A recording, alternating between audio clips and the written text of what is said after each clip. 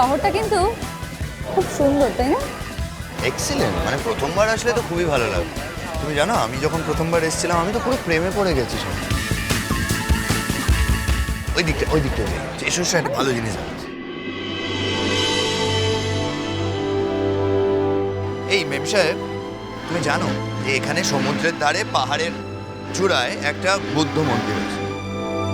Excellent, আর কি interesting তুমি চিন্তা করতে পারো। আমি যখন প্রথমবার এসেছিলাম তখন মানে আমি ওই বুদ্ধ মূর্তির সামনে দাঁড়িয়ে না একটা অদ্ভুত শান্তি পাচ্ছিলাম, জানো তো। আর মনে মনে চেয়েছিলাম যাতে আবার ফিরে আসতে পারি।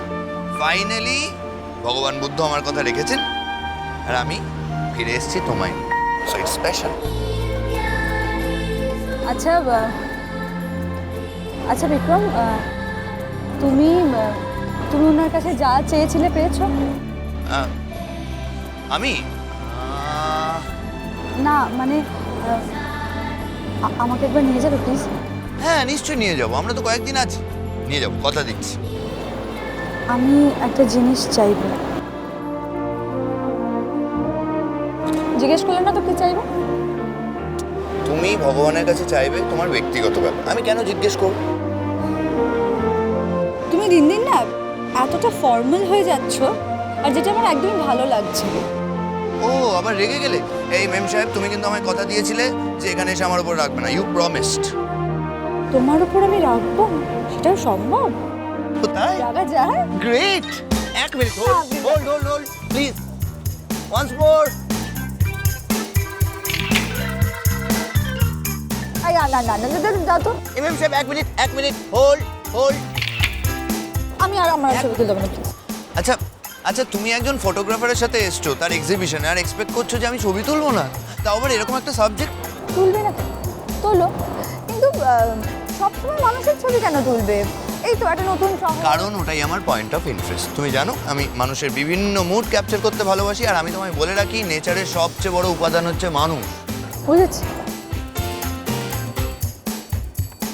শোনো বিক্রম, তোমার মা সেদিনকে একটা কথা বলেছিলেন, খেয়াল করেছো? মা তো কত কথা বলে, কোন কথা? এটা কত কথার মতো কথা নয়, খেয়াল করার মতো, আমি তাই বলছি। মা সেদিন বললেন না যে হসপিটালে একটা বউ মতো মহিলা একটা বাচ্চাকে নিয়ে। মেম সাহেব চলো আমার সাথে, চলো, আমি আমার- বলছি, কথা আছে। চল এখানে বসে আমরা কথা বলি, চলে এসো। দেখো মেম সাহেব, মায়ের কথায় তুমি ধরছো যখন কি না কি দেখেছে নিজের মতো করে। হতে পারে যে ওটা একটা হসপিটালের স্টাফ একটা বাচ্চাকে নিয়ে যাচ্ছে, নিজের মতো করে ইন্টারপ্রেট করেছে। আর আমি তোমায় বলি তুমি এইসব নিয়ে ভেবো না। কেন বলো তো মাঝে মধ্যেই তুমি এই কথাটা তুলছো কেন?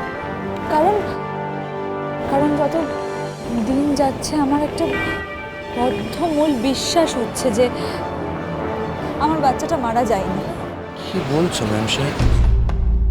বিক্রম দেখো শোনো, একটা কথা বোঝার চেষ্টা করো। আমার বাচ্চাটার যদি এতটাই ক্রাইসিস হতো, বাবা আমাকে এতদিন ধরে দেখছেন, উনি এত বড় একজন ডাক্তার, উনি এইটুকু বুঝতে পারতেন না? তার মানে তুমি বলছো যে আমাদের বাচ্চাটাকে কেউ চুরি করে নিয়েছে?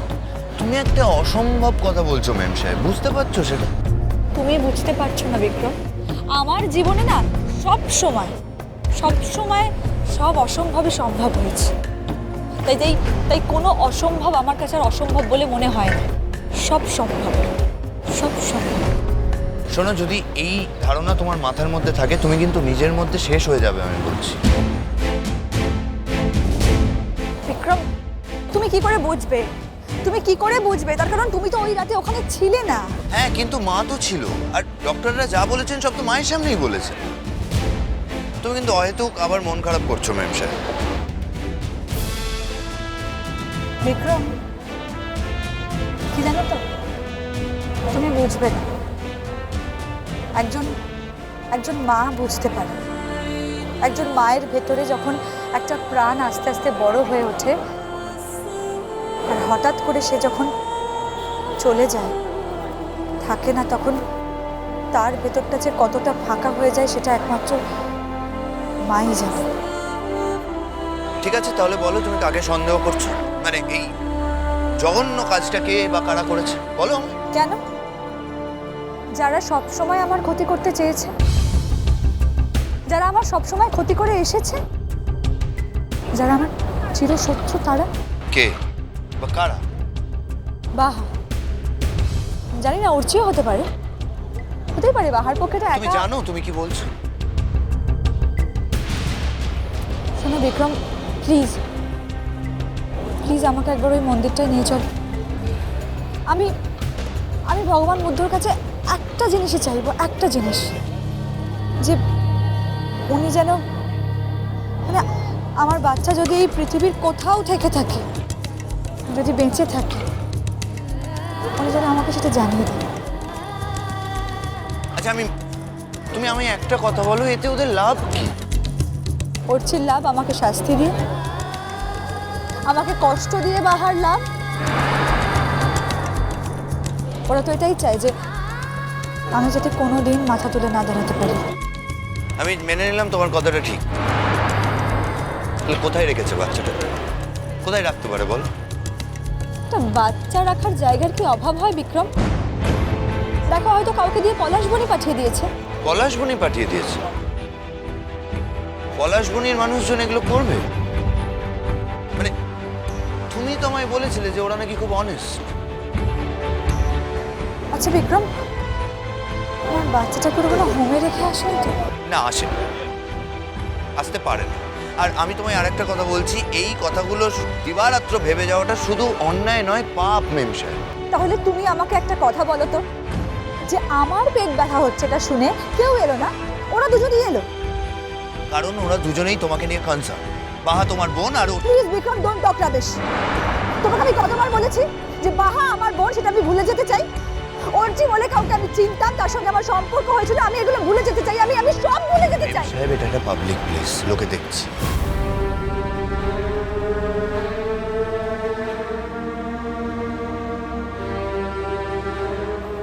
সরি। আমি আমি কার কাছে রিয়াক্ট করবো বলো তো তুমি ছাড়া? কিচ্ছু হবে না মেম সাহেব, আমি তোমায় বলছি কিচ্ছু এমন ঘটেনি। একটা কথা বোঝো, আমি যতটা অর্চিকে চিনি, ও কিন্তু এতটা খারাপ মানুষ নয়। মানে এরকম একটা ক্রাইম করার মতো মানুষ কিন্তু ও নয়। আর বাহা বাহা যে এরকম একটা কাজ করতে পারে, এটা তুমি মনে মনে বিশ্বাস করো?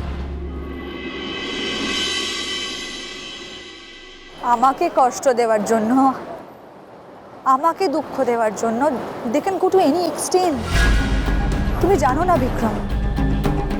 আচ্ছা, এরা মতো হতে পারে যে আমার বাচ্চাটা হয়েছিল, কিন্তু ওরা ডাক্তার, নার্স, এদের সাথে কনস্পিরেসি করে বাচ্চাটা কাউকে দিয়ে দিয়েছে। কেন দেবে? আর কার কাছে দেবে? আমাকে কষ্ট দেওয়ার জন্য, আমি যাতে ভালো না থাকতে পারি। তোমার কি মনে হয় বলো তো? এই যে আমি তোমার সঙ্গে ভালো আছি, আমরা বিয়ে করেছি, উই আর হ্যাপি, সেটা ওদের খুব ভালো লাগছে না Vikram? I am very sorry, কিন্তু ওরা এটা চায় না যে আমি ভালো থাকি। ওরা কোনো দিন আমাকে শান্তিতে থাকতে দেয়নি, আর কোনো দিন দেবেও না। I am sorry to say মেম সাহেব, কিন্তু এই অহেতুক ভাবনাগুলোকে তুমি বেশি গুরুত্ব দিচ্ছ, আর গুরুত্ব দিচ্ছ বলেই এই ভাবনাগুলো তোমার মাথায় গেঁথে বসেছে। আমি তোমার কাছে রিকোয়েস্ট করছি, এই ভাবনাগুলোকে মাথা থেকে বার করো, তাড়িয়ে দাও। হয়তো হয়তো তাই বিক্রম, কিন্তু আমি পারছি না না ভেবে। কেন ভাবছো?